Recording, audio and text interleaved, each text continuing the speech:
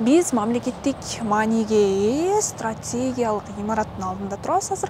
Эми сиз бул көрүнүштү көрүп алып, аткананын же сарайдын жанында эмеспи деп ойлобоңуз. Жок. Бул болгондо да Кыргызстандагы Илимдер академиясынын алдындагы суу маселелери жана гидроэнергетика институтунун астында турабыз. Бул институттун эми көчө тарап жагы, жүрүңүздөр азыр көрсөтөлү. Көчө тарап жагын эми жашылдандырып, мындай бир бетин, көчө бетин мындай кичине жакшыраак кылып коюп, институттун атын жазышып, кичине көчө жагын, эл көрө турган жагын кичине бир аз жакшыраак кылып коюптур.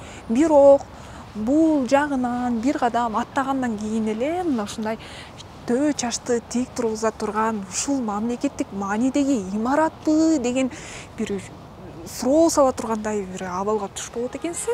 Негизи биз бул жака башка маселе менен келгенбиз. Ал Нарын өрөөнүндөгү Орто Токой суу сактагычы боюнча келгенбиз. Анан биз келип бул имаратты көрүп, төө чачыбыз тик туруп, мындайча айтканда шок абалда турабыз. Анан кантип ушул мамлекеттик мааниге ээ Илимдер академиясы астындагы болгондо дагы суу маселелери жана гидроэнергетика институтунун имараты ушундай деп бир чети ишенип, бир чети ишенбей турган чагыбыз. Биз албетте бөдөнөнү сойсо да касапчы сойсунун акылы менен атайын адистерден комментарий алууну көздөп аталган институттун астанасын аттадык.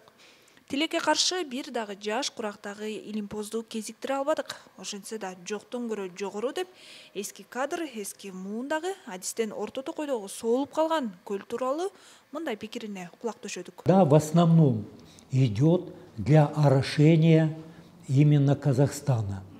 Вот я имею в виду вот этот пограничный пост, перед Георгиевкой, вот я имею в виду в Алмату, когда там идет такой, как говорится, сразу тоже водоразбор, что ли. Вот река идет, допустим, вправо уходит канал, вот, и все в основном же мы из Чу практически ничего не поливаем, кроме есть Чумышская плотина и Атбашинский канал. Вот это только мы, как говорится, используем. А остальная вода идет вся, допустим, в Казахстан. Но дело в этом году, да, в этом году у нас, допустим, конечно, сухой год, будем так говорить, потому что 2 или 3 года назад по Чу текло 180 кубометров в секунду, подмывало дороги, там все. Смысл в том, что наши киргизские реки все, они тоже какой-то цикличность у них. 2-3 года идет увеличение расхода. Потом 2-3-4 года, допустим, уменьшение, потом опять.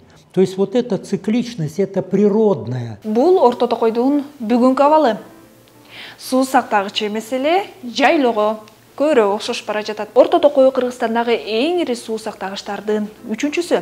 Википедиядагы маалыматка ылайык, Орто Токой жылына 120 000 гектарга чейинки айдоо аянт жерлерди сугарат. Анын ичинен 86 000 гектар Кыргызстандыкы, 34 000 гектар Казакстандын айдоо аянттарына кетет. Быйыл Казакстанда кургакчылык күч алып, мал жандыктар картон жеген абалга чейин барды. Ушул эле учурда Чүй өрөөнүнүн дыйкандары суу Казакстанга ашыкча кетип жатат деп айтып чыгышкан. В данное время у нас поливная вода дефицит.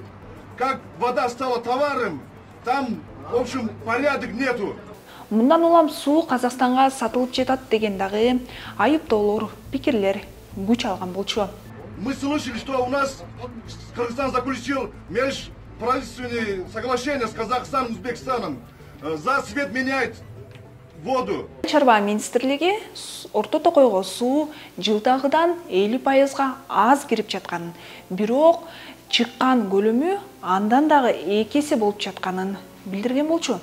Ошол эле учурда суу ресурстары мамлекеттик агенттигинин директору Алмаз Океев суу Казакстанга сатылып жатат деген пикирлерди четке каккан. Google картадан алып караганда 2021 жылдын апрель айында Орто Токойдо суу кенен экенин көрүүгө болот. Ал эми май айында суунун көлөмү көбөйгөнү байкалды. Июндагы көрүнүштө суу азая баштаган. Июлда суунун 1/4 бөлүгү жок. Август-сентябрда суу сактагыч жайлоодой болуп калган. Кезинде дал ушул өрөөн боюнча айтылып калган күлкүлүү уламышты эске салып кетсек. Үйүнөн алыс чыгып көрбөгөн бирөө бир күнү Орто Токойдун жанынан өтүп бара жатып, кайран ысык көлүм жаткан экен, чалкалап деп айткан экен. Ошол ысык көлдөй чалкып жаткандай көрүнгөн Орто Токойдун бүгүнкү абалы тагыраагы суусуз соолуган сайдай болуп калышына эмне себеп болду деп ойлойсуздар? Экологиялык коңгурообу бул же табиятыбызга аяр мамиле кылбагандын кесепетиби?